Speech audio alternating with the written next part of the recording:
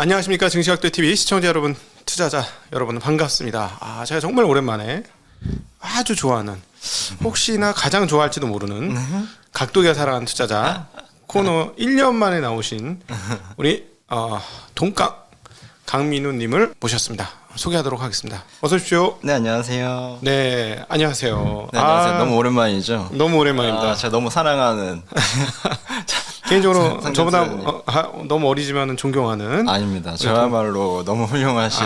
저희 처음에 만났을 때, 네. 2년 전에 만났을 때는 정말 입지전적인 투자자로서 만났어요. 그때 제가 한창 열심히 투자를 하고 있을 때였죠. 예, 그리고 제가 놀랬던 게 이건 찐이네. 제가 또 찐 감별사입니까? 되게 중요시 여기잖아요. 가짜냐 진짜, 유튜브 보면서 저거 가짜 진짜 이거 굉장히 신경을 많이 쓰는데 딱 보자마자 저건 찐이네 하고 이제 바로 모셨던 기억이 나고, 그래서 너무 재밌게 투자 얘기하면서 시간 가는 줄 모르고 맞아요. 뭐 대담도 했고 같이 따로 만나서 식사할 때도 투자 얘기 재밌게 했었는데, 맞습니다. 지난 1년간, 1년 조금 넘었죠. 그 기간 동안 완전히 태세 전환을 하셔가지고 싹 바뀌셨어요. 지난 1년간 근황 한번 들려주시죠. 뭐 사실 오랜만에 뵙기 때문에 또 제 인사를 또 가볍게 모르시는 분들이 많으실 것 같아서. 네, 저는 동강이라는 채널을 운영하고 있는 이제 경제 주식 채널이고요. 네, 본명은 강민우입니다. 네. 네, 저의 뭐 2022년이라고 하면은 되게 다사다난했던 한 해였고, 저한테 굉장히 역동적인 한 해이지 않았나. 네. 배운 게 굉장히 많았고요. 네. 네, 어쨌든 개인적으로 투자로 살아가다가 회사를 하기로 마음을 먹고 나서 팀을 꾸리고 이제 일을 진행하는데, 투자도 그렇듯이 항상 예측한 대로 되진 않잖아요. 예. 이제 그래서 어떻게 대응하느냐가 항상 되게 중요한 부분인데, 투자에서 많은 이제 시행착오의 경험이 있어서 비즈니스를 할 때도 조금 그런 대응 방식은 잘 훈련했기 때문에 잘 해낼 수 있다.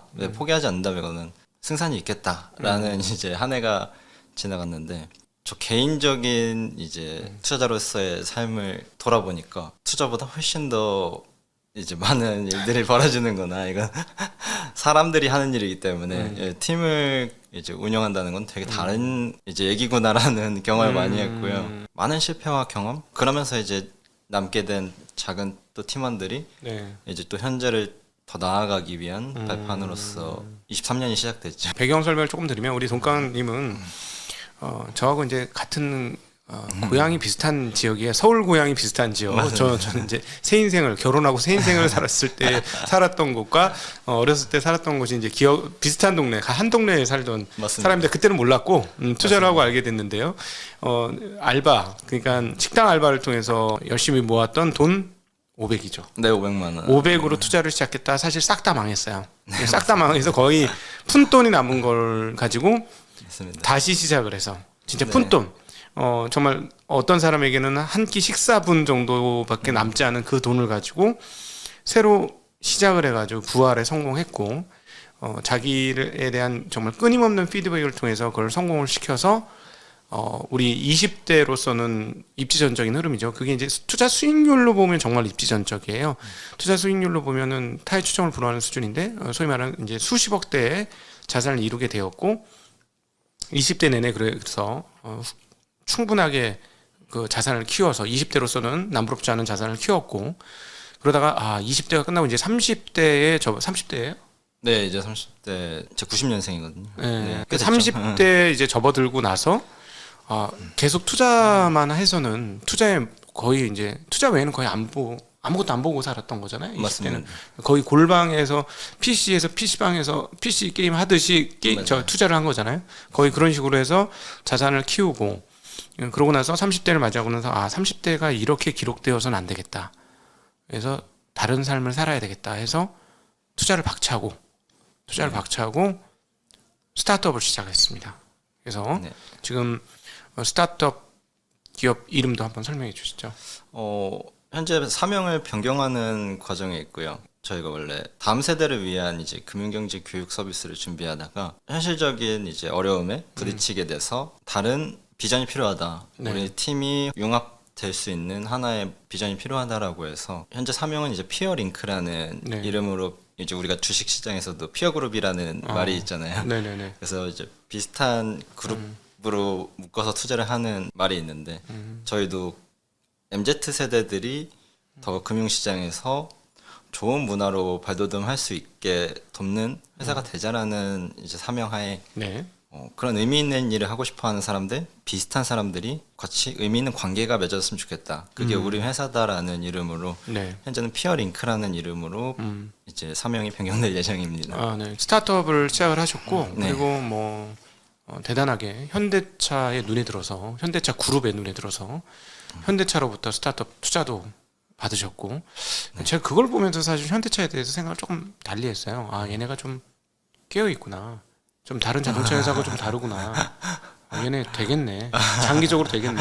나는 오히려 그 스타트업 그렇게까지 봐주시다니 나는 감사합니다. 스타트업 투자를 하는 걸 보고 얘네들이 진짜 뭔가 사실은 그네들한테 큰 돈은 아닐 수도 있어요. 엄청 작은 돈이죠. 그네들한테는 큰 돈은 아닐 수 있지만 물론 큰 돈이 아니기 때문에 투자했을 수도 있지만 맞습니다. 그러나 기업이라는 걸 저희가 분석해 봤을 때 단돈 1원 한 푼도 맞습니다. 끝전 계산을 정확히 하는 기업이 맞아요. 그런 투자를 했다는 건 굉장히 그 마음이 열려 있지 않고서는 불가능한데 맞습니다. 그런 측면에서 보면은 이제 전기차로 전환되어지는 이 시기에 현대차가 내연기관 차 중에서 가장 앞설 수 있는 기업이 기업 문화를 가지겠구나. 저도 그런 생각 이런 생각을 많이 했어요. 그때 그 투자하는 걸 보고. 저도 실제로 그런 제가 현대차 왜냐면 투자를 받는다는 건 책임을 이행해야 된다라는 저한테는 엄청난 무게감이 있기 때문에 그런 부분에서 저는 투자를 모두에게 받는 것보다 이제 저를 믿어줄 수 있는 누군가가 있으면 난 책임을 확실하게 이행할 자신이 있다라는 그 목표하에 투자 라운드를 돌았는데 현대차에서 그런 사업부가 있더라고요. 강남역 근처에 있는 이제 그 사옥에 갔는데 이제 로봇 엔지니어링을 하는 친구들을 이제 투자해주는 그런 게 있더라고요. 그래서 정말 이거는 흥미롭다. 이런 돈을 되게 굉장히 많이 쓰더라고요. 그러니까 투자 레버리토리가 있는 거네 일종의. 네, 여기에선 받으면 정말 나중에 협력하기에도 좋은 회사들이 너무 많겠다. 그리고 현대차도 충분히 그 도와줄 만한 의지가 있구나라는 것들이 새로운 문화가 이제 안착되고 있다라는 걸 많이 경험하게 된 것 같아요. 네네. 저는 사실은 우리 그 동강님을 개인적으로 그 저보다 나이가 훨씬 어립니다. 좀 조카뻘 돼요. 근데 예, 개인적으로 이제 그 존경하는 이유 중에 하나가 응집된 그 시간의 결과치가 제가 20 몇 년 일한 것보다 더 진하게 10년간 일한 사람이다라는 생각이 많이 들었거든요. 정말 와 어떻게 전화에 저기까지 갔을까. 그래서 사실은 열등감도 느끼고 그 대단하다고 느끼고 그래서 개인적으로 상당히 좋아하는데 그런데 그건 이제 투자자로서의 삶이고 이제는 투자자의 삶은 내려놓고 사업가로 전환했어요. 맞습니다. 투자자와 사업가로 사는 게 완전히 다를 건데 어떻게 다릅니까? 사업을 한다는 거랑 저는 투자랑 되게 비슷하다고 처음에는 네, 본질적으로는 저는 비슷하다고 생각하거든요. 결국 확신과 믿음이라는 부분에서 네, 이제 투자에 있어서는 나 혼자만의 확신 그리고 믿음이 굉장히 중요했다라고 하면 그것조차도 굉장히 힘들잖아요. 그렇죠. 그걸 유지하는 건. 그렇죠. 근데 이걸 이제 팀 원 이제 곱하기 몇 명으로 확장할 수 있느냐? 결국 그게 기업의 규모로 확장하는 데 있어서 가장 중요하다 보니까 네, 그런 부분에 있어서는 개인으로서의 투자 인생도 너무 고단하지만 요 사업에 있어서는 이제 그 모두가 이제 초기 팀원들이 같이 동의되고 공감해야 되는 부분이 많이 있고요. 네, 그건 훨씬 더 어려운 일이고 사람은 개개인마다 다른 인생을 살았고 가치관이 다 다르기 때문에 그런 게 어려움이지 않나 실제로. 네. 들어보니 이래 정리되네요. 투자는 1인 지성 사업이고 네. 기업은 집단 지성 사업이고 네, 근데 그렇습니다. 집단 지성을 다 최고 효율로 만들려면 네, 엄청난 시행착오가 있을 수밖에 없고 그렇습니다. 그래서 사업이 훨씬 더 힘들다. 네, 그렇습니다. 그래서 그런 측면에서 보면 약간 투자가 이제 진입 장벽이 높아서 그렇지 네, 진입 허들만 그 진입을 하면 네. 경기장 안으로만 진입을 네. 하면 약간 남이 모는 차에 그냥 숟가락만 하나 얹어서 가는 그런 개념이 좀 있어요. 사실. 맞습니다. 예. 그 사업가들은 엄청 고심을 하고 고뇌를 하면서 수많은 결정, 네. 끊임없는 결정과 결단을 해야 되는 것들을 네. 맞닥뜨리면서 하나하나 넘어오는데 그 성공한 자리에 쓱 밥숟가락 하나 올리는 게 사실 투자자예요. 네. 그러면서 우리 몫을 더 달라고 하는 거 보면 사업자들 입장에서는 이게 내 회사인데 너희들이 왜 그래 하는 게 또 이해가 되는 부분도 있어요. 맞습니다. 예. 네. 근데 거기서 올바른 판단을 하기 위해서는 항상 저도 투자할 때 흔들리거든요. 이제 사업도 운영하다 보면 팀이 흔들리고 사업부가 막 흔들리는 경우가 있는 것 같은데 개인 투자자로서도 자기 확신이 흔들릴 때가 있고 아 이게 맞나라는 시장이 다 틀리다는데 내가 이렇게 견해를 유지해도 되는 건가라는 끊임없는 유혹과 이제 흔들림이 있기 때문에 저는 그거에 대한 합당한 또 보상을 받는다고 생각합니다. 투자자로서. 네, 투자자로서. 자, 근데 사업가로 이제 1년 넘게 지내시면서 투자에 대해서 좀 다르게 생각해 보시는 계기가 되지 않았을까 하는 생각도 드는데요. 네, 투자는 사실 저한테는 그냥 성이 되자마자 돈 벌기 위해서 해야 되는 일, 뭐 어떤 뜻이 있어서 어떤 의미를 가지고 했다기보다는 전 돈 벌려고 매일을 그냥 열심히 했던 12년 정도의 세월이 있었고요. 그 다음에는 저한테 중요했던 거는 투자에서는 항상 시나리오, 네 계획된 거래를 하자. 그리고 그건 뭐 예측이랑 틀릴 수 있으니까 항상 대응을 준비하자. 네.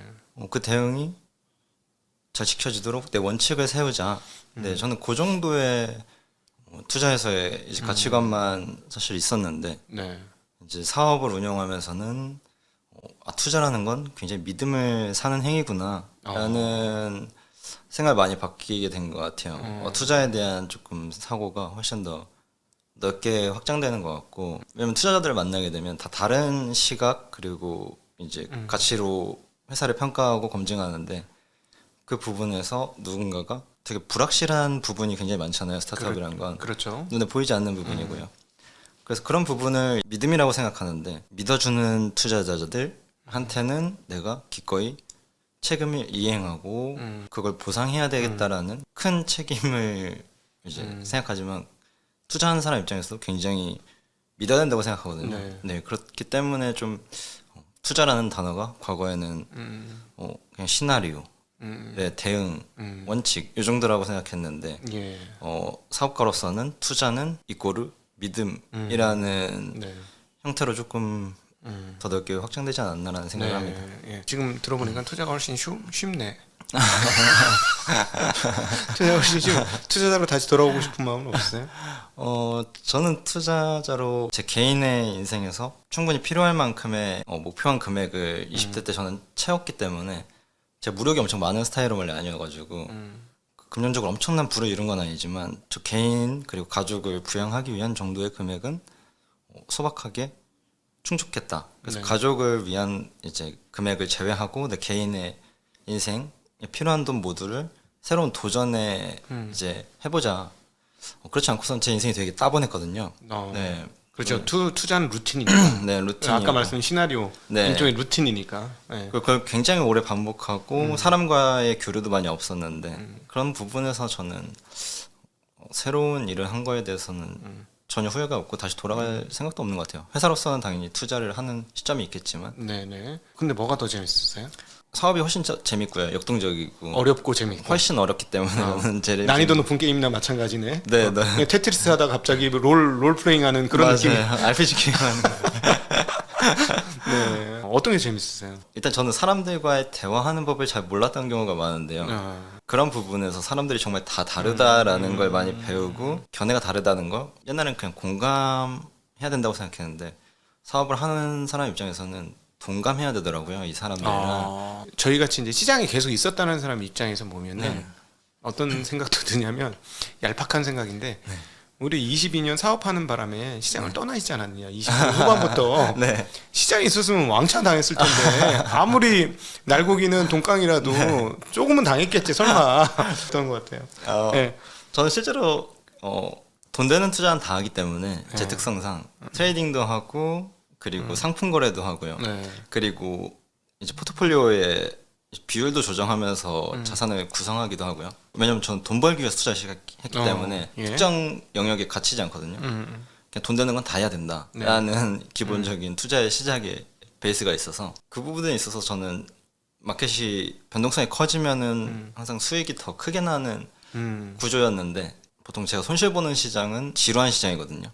네. 횡보시장. 네, 횡보시장이 제가 수익이 가장 안 좋고 음. 변동성이 커지는 시장에서 굉장히 강한 타입이라. 근데 어쨌거나 저는 올해 개인 자산을 많이 회사에 넣으면서 네, 큰 네. 손실이라고 생각하진 않아요. 굉장히 네. 많은 경험과 빠른 비용을 제가 많이 태우지 않았으면은 네. 배움이 훨씬 늦었을 거라 생각해서 네. 아무튼 22년은 굉장히 사실 주식시장에서는 좋지 않은 한 해였지만 네. 주식을 하시는 분들 입장에서는 저와 같이 배울 게 많은 시장이지 않았을까라는 생각은 하는 것 같아요. 아, 네, 좋은 말씀입니다. 정말 배울 게 많은, 원래 손실에서 배우지 뭐 성공에서도 배우지만 손실에서 더 많은 네, 걸 배우지 깨우침이잖아요. 않습니까? 아, 네, 깨우침이 훨씬 더 많은 게 네. 사실이죠. 네, 앞으로 진행하실 사업 어떤 것들을 생각하고 계실까요? 미디어라는 이제 유튜브 채널이 있고요. 네. 그리고 금융교육 쪽의 사업을 하는 한 파트가 있고요. 네, 그 두 개를 저비용으로 사람들한테 교육하기 위한 체계를 만들어야 된다고 생각하거든요.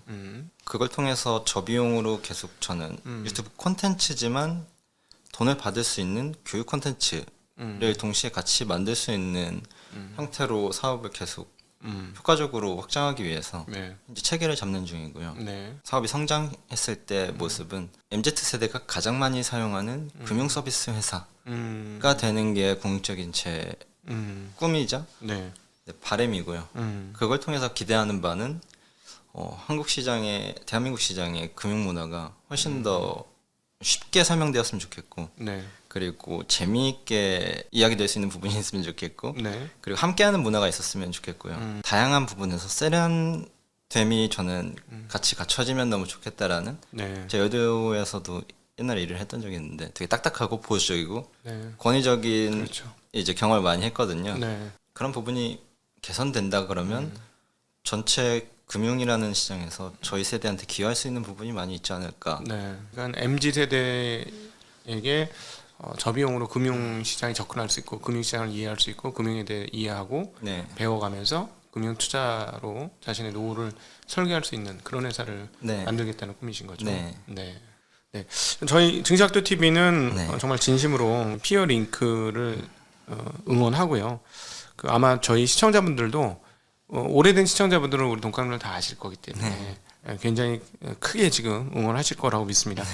저희 시청자들에게 부탁하고 싶은 이야기나 뭐 네. 그런 말씀이나 이런 것들이 있다면요. 항상 이제 도기님 TV 이제 나오면은 제가 사실 하고 싶었던 말, 요즘 증시 각 어때요? 요즘 각 좀 보시고 있으신가요? 제일 못하는 거를 각방 꿀이라고. 각만 보면 반대로 나가. 각도의 반대로 하면 꿀이다. 네, 그런 농담을 하고 싶은 마음도 있었는데 그만큼 이제 제가 나오면 이제 귀엽게 봐주시는 분들이 많이 있더라고요. 네. 그래서 댓글 보면 저는 항상 그 응원을 많이 해주시는 거 보고 네. 집에 와서 굉장히 뿌듯한 마음으로 또 이제 열심히 해야지라는 마음을 받게 네. 되는데, 항상 그렇게 이제 조카처럼 뭔가 아들뻘처럼 봐주시는 네. 분들이 되게 진심 어린 댓글이 많아서 네. 감사하다고 먼저 인사를 드리고 싶고, 앞으로도 저의 행복 그리고 저희 회사의 행복 많이 더 응원해 주시고 관심 가져주시면 좋을 것 같고요. 저보다 훨씬 더 뛰어나고 훌륭하신 이제 도기님, 앞으로도 많은 관심, 격려. 네, 사람은 누구나 유튜브를 하다 보면 노이즈에 휩쓸릴 경우가 많거든요. 저는 항상 그랬고 네, 그래서 여러분들이 잘 지켜주시고 관심 가져주시는 게 저는 굉장히 중요한, 서로 좋은 사이니까 구독자랑 크리에이터는 굉장히 밀접한 사이고 네. 응원해줘야 되는 사이라고 생각해서 네. 네, 그렇게 생각합니다. 감사합니다. 네, 아유, 오늘은 이렇게 전업 전문 투자자에서 사업가로 변신한 우리 동강 강민우님, 제가 각도가 유난히도 사랑하는 투자자인 동강 강민우님 모셔서 어떻게 최근 지내왔는지, 그리고 사업을 하는 것과 투자를 하는 것의 차이는 무엇인지에 대한 이야기를 나누어 보았고요. 여기서 그냥 보내드릴 수가 없기 때문에 2부에는 동강님의 투자 노하우를 싹 제가 훔쳐내 보도록 하겠습니다. 이거는 저한테 없는 노하우예요. 이거는 제가 갖고 싶은 노하우 중에 하나 몇 가지 있기 때문에 그런 것들을 한번 묻고 대답하는 시간 갖도록 하겠습니다. 오늘 함께해 주신 여러분께 진심으로 감사합니다. 인사드립니다. 고맙습니다. 감사합니다. 안녕하십니까, 증시각도 TV 시청자 여러분, 투자자 여러분. 네, 각도에 살아가는 투자자 동강 강민우 군을 모시고 이제 그의 투자에 관한 이야기를 듣는 시간을 갖도록 해보겠습니다. 강민우님 소개하겠습니다. 어서 오십시오. 안녕하세요. 네, 안녕하십니까. 네, 지난 시간에는 저희가 우리 네. 투자자로서 기업가로 변신하고 그 기업가로 변신하는 게 얼마나 어려운가에 대한 이야기를 나누었고 기업가가 되고 나서 다시 투자자로 들어오면 투자 더 잘하실 것 같아요? 못하실 것 같아요? 훨씬 더 잘할 것 같아요. 왜? 훨씬 더 정확하게 평가할 수 있겠다라는 생각이 들고 기업이 훨씬 어디에 가치를 부여하고 투자하는지 사람들이랑 엉켜서 있다 보니까 실제로 투자로 돌아간다 그러면 훨씬 더 잘할 자신이 생기는 것 같다라는 생각을 22년도에 굉장히 많이 했거든요. 기업의 속살을 느꼈다? 옛날에는 외부 관찰자로만 있다가 맞아요. 기업 내부의 속에 딱 들어가니까 얘네가 네. 무슨 생각하는지 생각이 보인다? 맞습니다. 이런 느낌? 네, 맞아요. 제가 사실은 작년도 초에 네. 22년도 초에 투자 실패 건이 하나 있었는데 어떤 한 투자 워낙 저렴해서 저평가 기업 중에 뭐 저평가 기업이었기 때문에 보유 현금이 시가총액이었고 네. 그래서 한 투자를 한 게 있었어요. 네. 근데 그 회사가 광주에서 그 사업 현장이 무너지는 일이 벌어졌었거든요. 제가 원래 손절 잘 못하거든요. 손절 등신인데 네. 그거 보고 그냥 거래 시작하자마자 전부 전액 손절을 했어요. 네, 전액 손절을 했는데 다행히 그래도 굉장히 작은 손실로 방어를 잘했던 네. 기억이 나는데 왜 그때 그랬냐면 아니 얼마나 소통이 안 됐으면 저런 게 대화가 안 돼서 저런 일이 벌어질 때까지 갔어? 맞습니다. 저거는 기업 간에 굉장히 권위주의적인 문화가 있고 소통이 전혀 안 되는 거 아니면 맞아요. 저런 일이 있을 수 없어 하는 느낌이 딱 들으면서 저도 이제 회사 생활을 해봤으니까 네, 맞아요. 아 맞아 회사 생활에 서로 에이 안 하고 말어 하고 끝내는 그런 문화가 있지 아마 네. 그게 만연되어 있나 보다 라는 느낌에 아 이거는 더 이상 갖고 있으면 안 돼 맞습니다. 그런 판단이 들었었거든요. 실제로 거의 비슷한 느낌이라고 그 네. 회사가 어떤 문화를 갖고 있느냐, 그리고 어디에 가치를 부여하느냐, 이제 그런 것들에 대해서 옛날에는 단순 숫자 논리, 이제 근거로 그렇지. 이제 평가했다라고 하면 기업 내부가 갖고 있는 그 무형적인 가치를 그렇지. 보기에 훨씬 더 자신감이 생긴 것 그렇지. 같아요. 되는 문화를 갖고 있는지 안 되는 문화를 갖고 있는지. 네, 물론 문화만으로 되는 건 아니지만 그게 기본이다라는 생각이 들더라고요. 네. 그런 부분에서는 조금 작년과 21년과 22년의 다른 점이라고 생각합니다. 근데 그러면은 과거에 이제 이렇게 빌드업 되는 과정에서 투자했던 방식과는 전혀 다른 방식일 것 같아요. 왜냐하면 그 과거에는 이제 단기 투자도 많이 했고, 네. 그런데 지금 얘기한 건 단기 투자로 구현이 안 되는 부분이잖아요. 맞습니다. 그래서 저는 원래 따로 이제 포트폴리오를 구성할 때는 보통 기술의 미래 시점을 이제 상상하면서 산업의 확대 일어날 수 있는 일을 시나리오로 그리고 포트폴리오로 미리 구성해 놓는 경우가 있는데 그 부분에 있어서 그게 과연 진짜로 실현될 것이냐 가능성을 이제 확률을 높이는 부분에 있어서 조금 그 아래 원초적인 이제 문화 그리고 그 책임자들의 이제 역할 권한과 보상 이제 그런 것들을 조금 더 체계적으로 볼 수 있게 된 게 아닌가라는 생각이 들게 된 것 같아요. 예, 시장 계획을 조금 한번 해보면 네. 유튜브를 해보니까 사람들이 온통 시장이 어떻게 되는지에 관심 집중돼 있어요. 동강님은 진짜 누구보다도 바닥에서부터 시작해서 성공 이렇게 발돋움해서 네. 성공을 하신 케이스인데 투자를 하시면서 이 시장 흐름에 대해서 얼마나 관심이 있으셨습니까? 전체 사이클은 항상 금리 위주로 이제 움직인다고 생각해서 크게 그림을 그려놓고 그 안에서 파동을 타는 걸 좋아했거든요. 네. 모니터 위에 깔려 있는 이제 주식 시세판들은 시가총액 상위들이 기본적으로 깔려 있어요. 그래서 삼전, 뭐 현대차, 포스코, 뭐 금융회사 몇 개들 뭐 이래서 쭉 깔려 있으면은 그걸 보고 코스피 지수를 이제 예측하면서 대응하는 형태가 있었고요. 그리고 조금 더 넓은 사이클에서는 정치적인 이해관계, 패권의 흐름, 그 경제랑 상관이 있다는 거는 반드시 제 경험에서 있었거든요. 네. 항상 시장을 전망할 때는 큰 부분에서 작은 흐름으로 그림을 그리면서 내려오게 되는 것 같아요. 하나의 분야의 지식을 너무 깊게 들어가면 큰 흐름을 잃게 되는 경우가 많이 있어가지고 제가 특정 섹터에 너무 깊게 들어가지 않는 이유도 사실 그 때문이라고 생각하거든요. 네. 네, 그래서 그런 부분에서 전 전체 시장은 항상 21년 정도에서부터 계속 생각을 했던 게 중국으로의 흐름이 많이 이동되고 있지 않나라는 생각이 항상 들더라고요. 네, 세계 경제 패권이. 네, 확신할 수는 없지만 네, 과거에 우리가 중국 포트폴리오를 구성하는 거에 대해서 굉장히 방어적인 태세였다 그러면 선구적인 투자자라고 하면 네, 저는 중국 시장에 대한 열린 사고도 갖고 있어야 된다고 개인적으로는 저 개인적인 네, 포트폴리오도 어느 정도 그걸 반영하려고 하고 있어서 그러니까 거시도 보시고 그 안에서의 파동도 보시고 네. 이렇게 섞어서 보셨다는 얘기인데 최근에 이제 유튜브를 통해서 이제 주식 투자에 공부를 하시는 분들이 행태 중에 하나가 시장을 맞추려고 하셔요. 맞습니다. 그리고 ETF 투자를 꽤 많이 하시고 네. 어떻게 보세요? 이런 투자 태도의 행태에 대해서는? 예측하려는 거는 공부가 있다라고 하면 확률 게임이니까 네, 네. 뭐 당연히 더 높은 확률을 예측하기 위해서 공부가 필요하다. 네. 그러나 반드시 그게 답이다라고 하는 거는 알다시피 시장은 되게 유기체처럼 움직이잖아요. 예. 살아 움직이기 때문에 예측을 허용하지 않는 시장인데 우리가 할 수 있는 거는 대응밖에 없어요.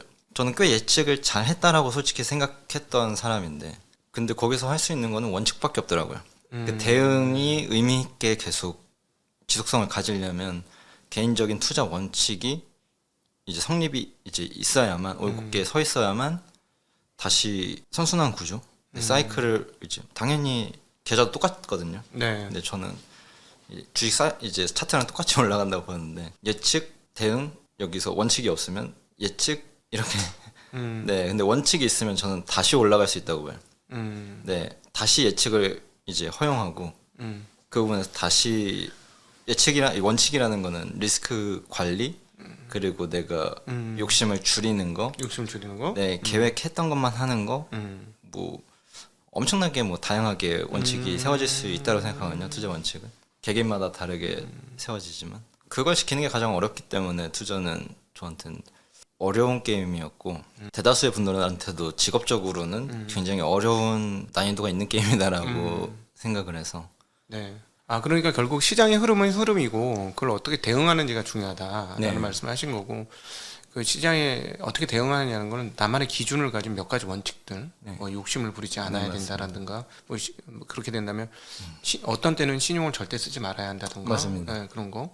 그 다음에 뭐 손절매는 어떻게 해야 된다든가, 네. 뭐 이런 기준 없이 그냥 아 이거 좋아 하고 덜컹 들어갔다가는 네. 큰 코 다친다는 말씀이신 네. 거죠? 네, 예측하고 실패하거든요. 네, 그랬을 때 그게 누적되어서 원칙이 되어야 되는데 근데 누군가의 조언으로 혹은 누군가의 견해로 시장을 맞췄다라고 평가하면은 가장 위험하다고 생각을 하게 되는 것 같아요. 예를 들자면 요즘에 유튜브에서 하락론자도 있고 네. 상승론자도 있어요. 네. 지금도 첨예하게 붙습니다. 뭐 하락론자는 많이 맞췄기 때문에 더 하락한다 그러고 상승론자는 계속 깨졌지만 그래도 올라간다 그러고 그러면은 자기의 의견을 이 사람 자기의 그 어떤 일종의 편향과 네. 결합해서 나는 오르는 쪽이 맞는 것 같아. 또는 네. 나는 떨어지는 게 맞는 것 같아. 네. 이렇게 해서 거기에 의지해서 투자를 해버리면 투자가 골로 간다. 그렇죠. 자기 견해가 아닌데 자기 견해인 것처럼 사람들은 받아들이는 경우가 많아서 네, 나중에 의존성이 있잖아요. 그렇죠. 그럼 엄청나게 저는 그 성공은 실패로 돌아올 수 있고 그건 성공이라고 취급되면 안 된다고 생각하는데 네. 네, 그런 부분을 조심하시는 게 투자 시장에선 그러니까 남의 이야기 들어서 맞아도 그건 운빨이지. 네 맞습니다. 그건 연속성이 없기 때문에 네. 투자자는 성장할 수 없다. 그렇죠. 운 좋게 한번 맞았을 뿐이고 네 계속 그런 식으로 누구 의견 참고해서 그 내 의견 없이 그냥 가버리면 맞습니다. 결국은 종착역은 투자 실패로 네. 귀결될 것이다. 네. 정말 맞는 얘기였습니다. 맞나요? 저는 맞죠. 자기 생각 없이는. 그럼에도 불구하고 개인들이 꼭 가져야 되는 덕목들이 있을 것 같아요. 투자의 덕목들. 뭐 아까 욕심을 부리지 말라. 네. 뭐 이렇게 얘기했고 저희 뭐 증시학도 팀은 절대 조급하지 말아라. 뭐 이런 얘기를 많이 하는데 꼭 필요한 덕목들이 있다면요. 어떤 자기가 투자 스타일을 할지 저는 좀 그건 중요한 것 같더라고요. 주식 시장 안에 되게 다양한 투자 스타일이 있잖아요. 그렇죠. 기업도 사업도 해보니까 문화가 맞고 틀린 건 없지만 스타일은 있더라고요. 네네. 네, 그랑 되게 비슷하다고 생각하는데 자기 투자 스타일이 뭔지 이해하는 게 되게 중요하고 그거에 맞춰서 내 시간을 얼만큼 어디에 쓸 건지, 네, 뭐 ETF를 살지, 혹은 뭐 소형주를 뭐 투자한다든지 네. 그런 것들은 자기가 주식시장에서 바라는 기대의 크기만큼 나눠질 수 있다고 생각하거든요. 그건 네. 굉장히 중요하다고 생각하고 자산을 얼만큼 어느 비중으로 얼만큼 기대하는지 이제 그거에 대한 확실한 고민과 근데 시간이 가장 중요하다고 생각하고 그게 없다면 어느 순간에는 굉장히 크게 스노우볼처럼 실패를 경험하게 됐을 때 막다른 길에 몰린 것처럼 느낄 수 있다라고 생각하는 것 같아요. 그래서 자기 자신이 어느 투자를 추구하는지 어떤 투자를 추구하는지 단순히 돈 벌고 싶다. 투자로 돈 벌고 싶다. 이건 건 저는 될 수가 없다고 생각하거든요. 네. 돈이라는 건 시간과 이제 노력의 산물이기 때문에 돈을 벌기 위해서 내 시간, 내 자산을 얼만큼 할애할 건지 그거 없이 돈을 벌겠다 그러면 여러분들이 돈을 번 시간은 그렇지 않기 때문에 네 조금 그거야말로 벌어서 안 되는 돈이죠. 마치 이거네요. 그 도박판에 가면 이런 격언 있지 않습니까? 도박판에 갔을 때 누가 호구인지 모르면 바로 내가 호구다. 맞습니다. 그러니까 투자에서도 자기 결이 없으면 맞습니다. 자기 결을 못 찾고 내가 어떤 걸 좋아하는 투자자인지 나는 주로 어떤 성향을 가진 투자자인지 파악하지 못하면 결국 시장에서 호구 노릇한다. 너무 좋은 말인데요. 요즘에 그 디즈니 플러스에서 카지노라는 그 드라마가 있는데 최민식 씨가 주인공인데 그걸 보면서 약간 거기에 빗대어도 되겠다라는 말에 생각이 드네요. 예, 그렇죠. 맞아요. 이게 진짜 호구되기 딱 좋은 시장인데 문제는 뭐냐면 뭐 도박판도 그렇습니다만 이 투자도 자기가 호구인지 모르죠. 자기가 똑똑하고 자기가 잘나서 잘 될 거라고 생각하고 맞습니다. 들어오니까. 근데 그게 호구인 거예요. 맞습니다. 그렇죠. 초기 투자할 때는 이제 그야말로 수백만 원 그게 뭐 몽땅 무너져가지고 했기 때문에 주로 이제 트레이딩을 주로 하셨었죠. 네, 맞습니다. 근데 이제 규모가 좀 사이즈 규모가 되면서부터는 트레이딩만 하지 않은 걸로 알고 있습니다. 네. 기업 분석도 좀 하시고 네. 좀 이렇게 좀 분화했는데 아까 분화했다고 포트폴리오 분화했다고 했는데 그거 조금 자세하게 어떻게 투자했는지 좀 투자 방법이 지금 다양하신 거예요. 일반인하고 좀 달라요. 맞습니다. 일반인은 보통 하나 네. 결이 하나거든. 맞습니다. 트레이딩만 하든가 맞습니다. 아니면 뭐 가치 투자만 하든가 맞습니다. 아니면 뭐 이벤트 드리븐만 하든가 뭐 맞습니다. 이렇게 자기 전공과 특기가 있는데 지금 맞습니다. 특기가 여러 개인 거예요. 그게 직업이 주식 투자자였기 때문에 어쨌든 저한테 돈이 되는 거 이제 관리하기 위한 모든 거였어가지고 실제로 부동산도 투자했었고요. 이제 주식 시장에서도 이제 성장주 위주로 포트폴리오 구성할 때 16년도에 제가 전기차 그때만 해도 그 일론 머스크라는 사람을 그 테슬라를 굉장히 좋아했어가지고 16년에 네, 16년에 이제 그 관심이 있었는데 저는 기본적으로 차를 좋아하니까 네. 전기차 시장에 굉장히 관심이 많았어요. 그래서 16년도에 유럽에서 2025년에 뭐 내연기관을 전면적으로 뭐 규제하겠다라는 이제 오피셜이 뜨면서 네. 이건 전기차 시장이 드라이브 걸기 위한 신호탄이 됐다라는 생각이 들어서 2차 전지 배터리에 대한 이제 보고서들을 싹 다 읽기 시작하면서 그럼 여기서 해자가 있는 기업들은 뭘까라고 해서 제가 그때 양극재 쪽을 먼저 선택해서 포트폴리오를 구축했었는데 되게 빠른 시점에 시세가 반영됐어요. 그래서 일찍 잡았네. 네, 그때 당시 에코프로를 샀었는데 네. 굉장히 빠른 시점이었죠. 근데 지금까지 되고 있었어야 되는데 너무 일찍 잡아서 네, 그렇지. 너무 빨리 됐네. 너무 일찍 잡으니까 끝까지 못 들고 네. 가네. 예. 그래서 순식간에 거의 2배가 넘는 수익률이 났었는데 지금 들고 있었으면 거의 한 10배 10배 정도 됐죠. 네, 네. 그렇죠. 근데 원칙을 그때 2배가 잊었다. 원칙이야. 네, 2배면 수익실이요? 네. 시가 나면은 분할로 정리한다. 네. 이게 저는 있거든요. 네. 시장이 과열됐을 때 네. 이건 과열이다. 근데 한번 팔면 다시 사기가 쉽지 않잖아요. 그렇죠. 네. 그래서 그 부분에 대해서 약간 항상 아쉬운 부분이 있고요. 포트폴리오를 다각화하는 시도가 많이 있었던 것 같아요. 네. 그래서 중국 시장에 이제 뭐 채택되기 위한 뭐 LG화학, SDI, 그 이노베이션 이제 또 뭐 배터리를 시작한다고 막 그런 시점이었는데 결국 중국 시장에서 벽을 못 넘는 거 보고 나서 이제 뭐 손절을 했던 경험도 있고요. 그래서 그런 경우가 되게 많았던 것 같아요. 지금 근데 듣다 보니까 네. 저는 트레이딩에서 이제 트레이딩에 좀 넘어와서 네. 기업 분석으로 이제 장기 투자도 일부를 한 거잖아요. 어쨌든 장기 투자한 거잖아요. 네, 맞습니다. 본인 입장에서는 네, 6개월만 넘어가면 장기 투자 아니셨어요? 맞습니다. 그러니까 장기 투자인데 장기 투자할 때는 보니까 자동차를 중심으로 자기가 잘 아는 분야에서 머물러가면서 그쪽에서 조금씩 확산을 한 거네요. 맞습니다. 그래서 거기서 좀 더 모빌리티 그리고 전장 부품 그러면서 이제 뭐 소프트웨어 쪽으로도 뭐가 있을까 예. 그러다 보니까 뭐 엔비디아 뭐 인텔 그러다 보니까 또 반도체로 들어가게 돼서 경제적인 상황 이제 패권의 이동 뭐 그런 것들 미국이 이제 반도체에 힘을 주기 시작했다 이러면서 뭐 한국에서 패키징 하는 쪽에 음. 뭐 나스닥 상장되어 있는 게 있나?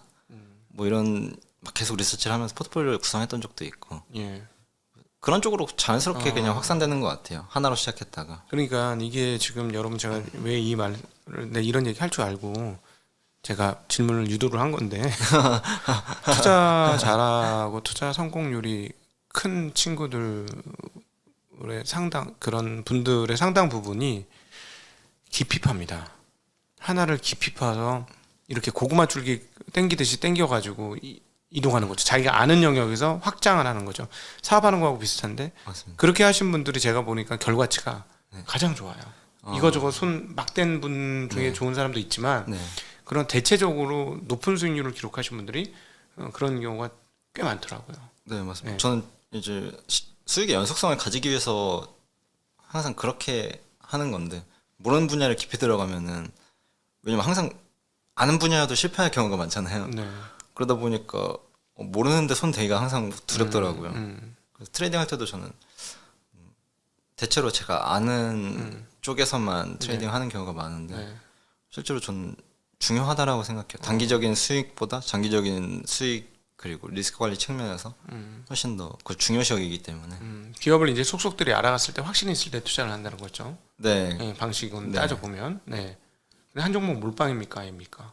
저는 절대로 한 종목 몰빵하진 않는 것 같아요. 네. 네.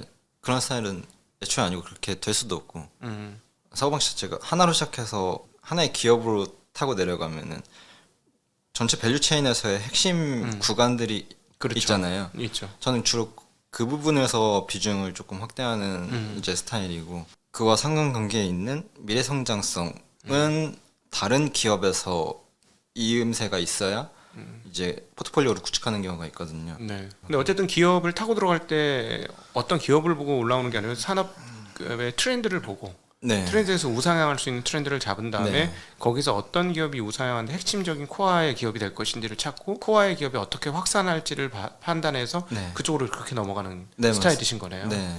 여러분 이거 머릿속에 꼭 기억하시면 이거 되게 강의료로 따지면 정말 비싼 노하우예요. 그런가요? 이거 엄청 비싼 노하우예요. 어쩌다 지금 말렸어. 저한테 뺏긴 거야. 지금 굉장히 중요한 노하우를 여러분들한테 말씀드리는 거라는 거 꼭 기억해 주시면 감사하겠습니다. 저는 제가 제일 못하는 게 매수와 매도를 제일 못해요. 저는 잘하시잖아요. 아니요 절대 못해요. 절대 못하고 제가 트레이딩으로 큰 사람이 아니기 때문에 트레이딩 주변 사람도 알아요. 네. 아니 그 기업 그렇게 잘 분석해놓고 그렇게 주가 많이 올랐는데 왜 안 팔아서 다 제자를 봤어? 이런 일들이 22년도에 굉장히 많았어요. 제가 손님한테조차도 욕을 먹었으니까 그 부분으로 왜 이렇게 그렇게 수익이 많이 났는데 왜 안 팔았어요? 뭐 이런 얘기도 듣고 팔면 저처럼 돼요. 제이코 프로처럼 10배 갈 거 2배 먹고. 근데 하여튼 저는 트레이딩을 잘 못하는데 매수는 모르겠습니다. 매수는 열심히 한 결과치고 매도는 예술적 영역인 것 같아요. 맞습니다. 어떻게 노하우를 좀 알려주시나 매수 매도에. 그런 말이 있잖아요. 매수는 기술이고 매도는 예술이다라는 이제 격언이 있듯이 매수는 예를 들면은 측정할 지표가 있잖아요. 네. 이거는 일정 가격 이상 내려가면은 너무 저가야라는 그러다 보니까 기술이라는 말이 나오는 것 같고요. 명확한 부분이 있다 보니까 그래서 그 부분에서는 저는 어느 정도 기술적인 부분, 전체적인 밸류에이션을 평가할 수 있고 분할로 매수할 수 있는 역량이 있다 그러면 좋은 가격에 살 수 있는 역량을 갖춘다고 생각하고 매도는 확실히 예술이라고 생각이 드는 게 측정할 수 없거든요. 네. 예술이라는 건 굉장히 추상적인 말이잖아요. 그렇죠. 우리가 예술을 정의한다는 건 되게 어려운 말이기 때문에 사람들이 얼마만큼 예를 들면 모멘텀 지수가 얼마만큼 높냐라는 근데 그거는 측정될 수가 없잖아요. 그렇죠. 사람이란 것들의 이제 감정이 가격에 반영되다 보니까 그렇죠. 예를 들면 카카오가 대중적인 국민 주식 올라오는 시점에 굉장히 사람들이 엄청나게 샀잖아요. 그렇죠. 이제 그거는 어느 시점에 팔아야 될지 아무도 알 수 없죠. 이미 그때는 밸류에이션이 안드로메다로 갔으니까. 그러니까 그러니까 항상 거기서는 예술적인 매도가 필요한 거죠. 그래서 제가 할 수 있는 유일한 거는 얼만큼 더 갔는지에 대해서 아쉬워하지 않는 거. 그리고 항상 기준점이 있어. 내가 생각한 것보다 너무 많이 올랐다라고 하면 분할로 매도를 시작해서 뒤돌아보지 않는 거. 네. 저 그거밖에 없는 것 같아요. 반복할 수 있는 게. 저는 꽤 잘 맞추는 사람이라고 생각하는데도 항상 실패하더라고요. 네네네. 항상 너무 빨랐고, 항상 너무 늦는 경우가 있고 대부분 항상 너무 빨랐죠. 네네. 그래서 실제로 매도가 가장 어려운 부분이라고 네. 생각합니다. 예. 주변에 이제 또 투자를 굉장히 잘하는 투자자들이 있잖아요. 네, 맞습니다. 네. 그런 분들의 뭐 특징이랄까? 그런 좋은 투자자가 되는 중요한 몇 가지 이제 방법들을 우리 시청자분들한테 좀 전수를 해 주신다면요. 일단 제가 아는 뛰어난 투자자들 중에 겸손하지 않은 사람이 일단 없고요. 사고가 갇힌 사람이 없는 것 같아요. 네. 네, 되게 열린 마음이고 되게 오픈 마인드라는 생각이 들고요. 네. 그리고 너무 똑똑하다. 네, 일단 지식이 해박하신 분들이 많이 있는데 근데 그걸로는 잣대가 될 수 없는데 네. 그건 기본적인 베이스인 것 같아요. 그냥 기본 베이스. 네, 아주 작은 베이스였던 것 같아요. 멸치국물 정도밖에 안 된다. 네. 네. 왜냐면 지식이 높을수록 겸손하기 힘든 것 같더라고요. 네, 이제 다른 투자자분들 보면은 그래서 실패하는 경우가 너무 많이 있었고 제 주변에 뛰어난 트레이더 혹은 가치 투자자 이런 분들을 보면은 그 두 가지가 항상 덕목이 있는 것 같습니다. 네. 그래서 저도 항상 그걸 지키려고 노력하는데 쉽지 않은 것 같아요. 뭐 항상 지적인 학습을 해서 지적인 네. 수준을 높게 만들어 놓은 상태에서 네. 겸손하고 네, 또 오픈 마인드. 오픈 마인드. 네, 겸손하다는 거는 되게 많은 걸 받아들일 수 있다라는 말이잖아요. 그렇죠, 맞아요. 네, 모든 것에서 배울 수 있다라는 이제 그건 것 같은데 그러다 보니까 훨씬 더 넓은 이제 가능성을 볼 수 있게 되는 것 같아요. 거기에 지식이랑 같이 결합해서 지식이 지혜로 이제 치환되는 원칙 같은 게 생겨지기도 하고 네. 좀 그런 투자자분들의 특성을 보고 있는 것 같습니다. 네, 네, 맞습니다. 원래 자기가 잘난 사람은 남의 말 안 듣죠. 네, 맞습니다. 그죠? 네, 근데 자기가 잘난 사람, 제가 항상 드리는 말이 자기가 잘난 사람이 주식이라는 세계에 들어오면 딴 세계인데 네. 자기 세계로 알고 들어왔다가 딴 세계에서 판판이 깨진다. 아바타 세계로 간 거다. 인간 세상에서 아바타 세계로 갔는데 아바타 논리를 따라야지 인간 세상으로 따지면 그게 살아남을 수 있겠느냐. 맞아요. 네. 그런 정말 얘기가- 깨닫는 것 같습니다. 네네. 오늘 그 22년도에 많은 분들이 상처를 많이 입었어요. 네. 그리고 근데 많이는 안 떠났어요. 이번에는 과거보다는. 과거는 이 정도 장기 하락이면 다 떠나는데 물론 모르겠습니다. 본전홈은 떠나려고 준비하고 있는지 모르겠지만 2022년을 경험했던 분들이 이제 23년도를 맞이하는데 조언해 주시고 싶으신 게 있으시다면요? 글쎄요. 시장 전망 보고서는 항상 다양한 의견들이 쏟아지기도 하고 내가 무엇을 뭐 보느냐? 뭐 예를 들면은 모건슬리에서 23년 아직 덜 떨어졌다. 뭐 이런 보고서가 나와서 거기에 동의하는 건 저는 뭐 오케이. 네. 근데 왜 그런지에 대해서 내가 생각해보지 않으면 23년은 굉장히 저는 지루할 수도 있는 시장이라고 생각하는데 네. 지루한 시장에서 배우고 있지 않다 그러면 사이클은 항상 움직이기 때문에 무의미한 시간이 되기 너무 좋은 23년이 아닐까? 네. 네. 어려울 수도 있고 횡보할 수도 있으나 좋아지는 데는 아직 시간이 저는 남았다고 생각하는데 그래서 이 시기에 저는 되게 왜라는 질문을 많이 해야 되는 것 같아요. 네. 어떤 보고서가 있다 그러면 왜 그렇게 생각하는 걸까에 네. 대해서 학습하기 좋은 23년이라고 생각하기 때문에 그걸 이해하는 과정이 다음 사이클에서 온전히 파도를 즐길 수 있는 네. 역량을 갖출 수 있다고 생각해서 돈을 버는 건 뭐 하나의 종목을 잘 맞추는 게 아니라 기본적인 왜라는 질문에서 네. 네, 시작될 수 있지 않을까 뭐 개인적인 네, 시장 전망에 대해서는 되게 지루한 시장일 거다라고 올해는 사실 조금 생각은 하고 있는 것 같습니다. 금리가 내리기 전까지. 네. 네. 여러분 아주 좋은 말씀 해주셨어요. 정말 시장이 왜 이럴까에 대해서 스스로 한번 고민을 해보고 자기 나름의 결론을 내보는 과정들이 투자자로서 여기서 살아남고 성공할 수 있는 그런 중요한 그런 기준점, 잣대 그렇게 되지 않을까 하는 생각을 해봅니다. 자, 오늘 이 시간 귀한 시간 그리고 또 귀한 노하우를 저희들에게 알려주신 우리 20대에서 30대로 이제 전환한 투자자에서 기업가로 전환한 우리 동강 강민우님과 함께하는 대담 자리 가져보았습니다. 우리 격려해 주시고요. 네. 댓글로도 응원 많이 해주시기를 부탁드리겠습니다. 인사드리겠습니다. 고맙습니다. 안녕.